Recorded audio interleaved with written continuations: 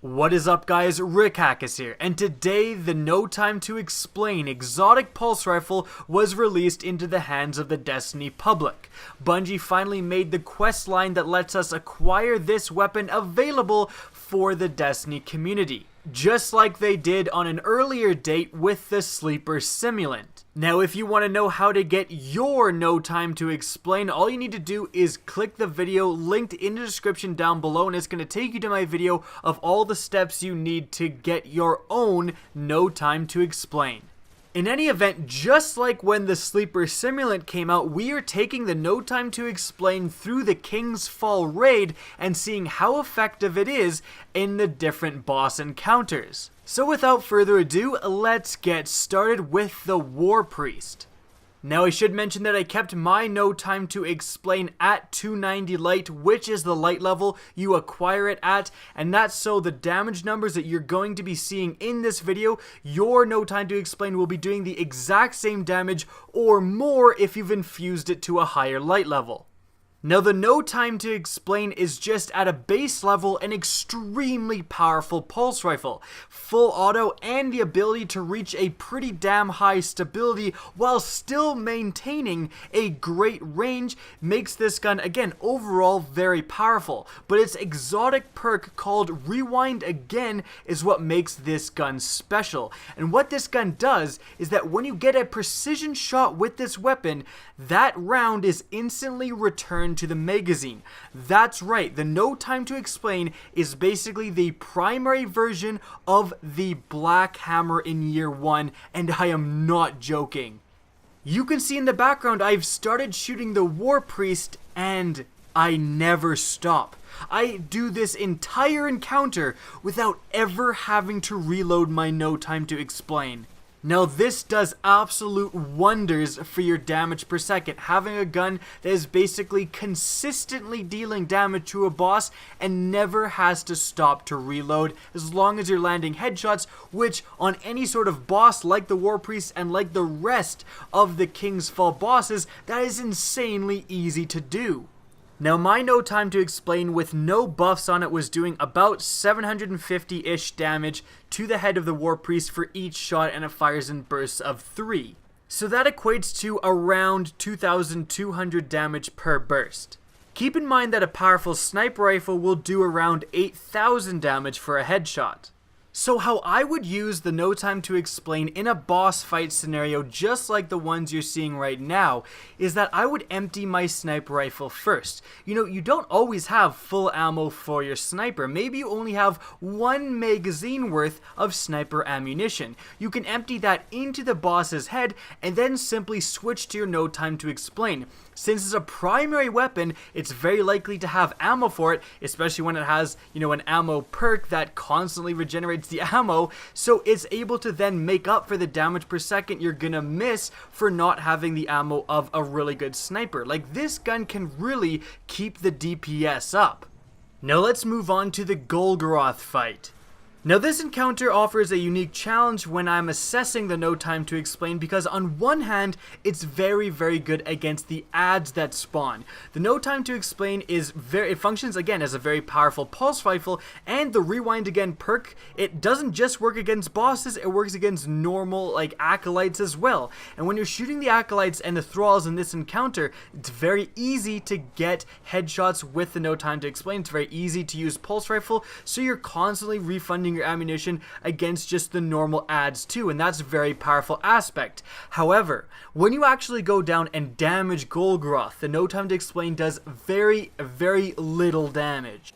It's doing a little over 15,000 damage for a burst when there's no other multipliers involved, and that when compared to other things like you're going to be doing 50,000 damage for a shot with a sniper, you're going to be doing like 98,000 damage for a shot with the Sleeper Simulant. So there I think the No Time to Explain isn't that great. The Golgoroth fight is actually interesting because the stomach multiplier of Golgoroth doesn't apply the same multipliers as other criticals of other bosses. Well, I found this out when I was doing the Sleeper Simulant video where I took the Sleeper Simulant into King's Fall raid, and when I was shooting Golgoroth in the stomach, it was doing nowhere near as much more damage than secondaries as it was against other bosses. So Golgoroth has a pretty unique critical multipliers going on that I'm not exactly sure what they are. But in any event, the no time to explain, although it certainly wasn't bad, and it's basically impossible to miss Golgoroth's stomach, so you'll basically be able to constantly shoot and deal damage to him, it simply isn't doing enough damage. You would want to try to use something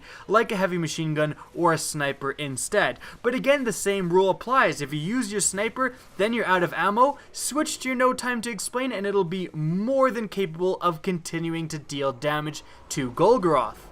Now next we're moving on to the Deathsinger encounter. In this encounter, again, the no time to explain proved its potential. It was able to consistently get headshots, and it was very rarely needed to reload. However, you are definitely going to be reloading more in this encounter than you were with, say, the Warpriest. That's simply because while you're shooting at the Deathsingers, their hands will kind of get into the way, and that'll definitely block a few bullets. However, like, missing a couple rounds of the no time to explain is way less devastating than if the same thing happens to a sniper rifle. If you're trying to chain shots with the black spindle, let's say, and then you get a hand in the way and that blocks a black spindle shot, that's going to be devastating, and that's going to do a lot to lower your DPS, whereas with the no time to explain, it's a lot more forgiving, I would definitely say, in the damage dealing department. Now let's move on to the last encounter, Big Daddy Oryx. Now in this encounter, I decided to put myself on ogre duty to kind of just more show off the no time to explain. And here again, it was quite useful. You're able to look at the ogre as a very big crit with its, gigantic head, and you're able to shoot consistently, and very rarely do you need to reload. So again, DPS is great, but it provided another problem that didn't really come up before, and that was stagger. The no time to explain, although the overall damage is very consistent and very good, it's, damage in a short period of time, as is with a sniper shot or a sleeper simulant shot or a bunch of heavy shots, just isn't there. So it isn't really able to stagger the ogres that well on its own. And that can be a problem because, well, the ogres shoot at you, and that isn't that great. As such, I ended up damaging ogres with my sniper rifle or with my heavy, staggering them, lowering their health, and then simply switching to the no time to explain to very easily finish them off. Now, how was this gun against Oryx himself? Well, the massive downside here is that Oryx doesn't actually have a critical. You aren't doing precision damage when you're shooting Oryx in his stomach, you're just doing normal body shot damage. And as such, you do not get to take into account any of the no time to explain's big benefits in terms of the rewind again perks. You're basically just using a normal good pulse rifle.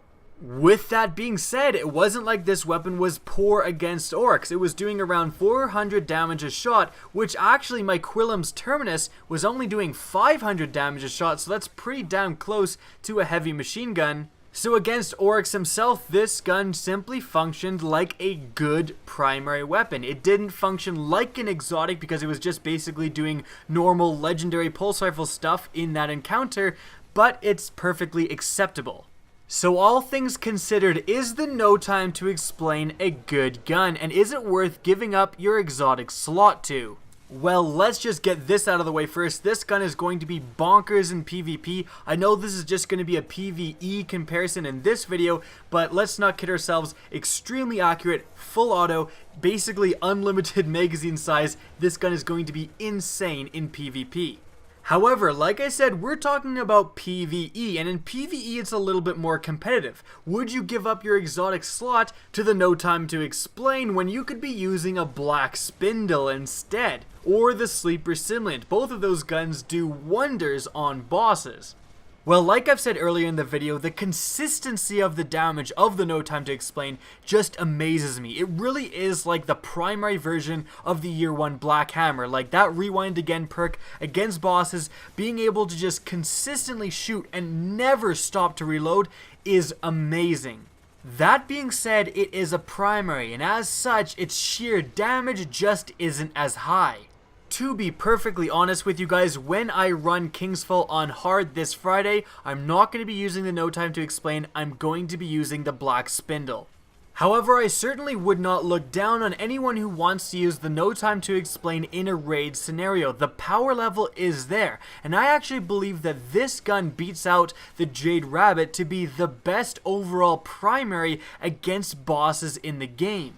Now, specifically for a raid scenario, you do have to remember that the Touch of Malice is able to essentially consistently shoot just like this weapon. When it gets down to that one shot, it just regenerates its ammo, and when you're in a raid scenario and you're in the invincibility shield, you won't be losing health. So against the Oryx fight and against the Deathsingers, the Touch of Malice is probably going to be superior to the No Time to Explain.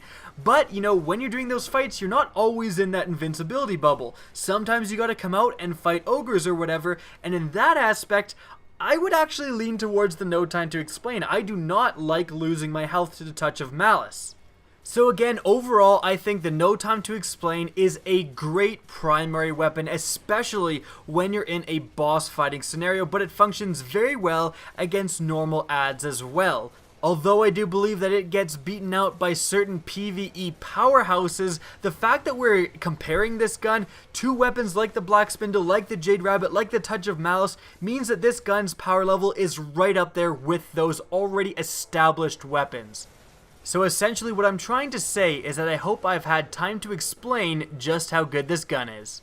Now that's it for the video. I hope you guys enjoyed. If you did, please remember to rate and share. This video really helps me out. And if you want to see Destiny content similar to this, don't be afraid to slap that subscribe button. Now, if you want to keep in touch with me, the best way is on Twitter. That's going to be linked in the description down below, as is my Twitch channel, which you can follow as well. Again, I hope you enjoyed the video, and as always, have a good day.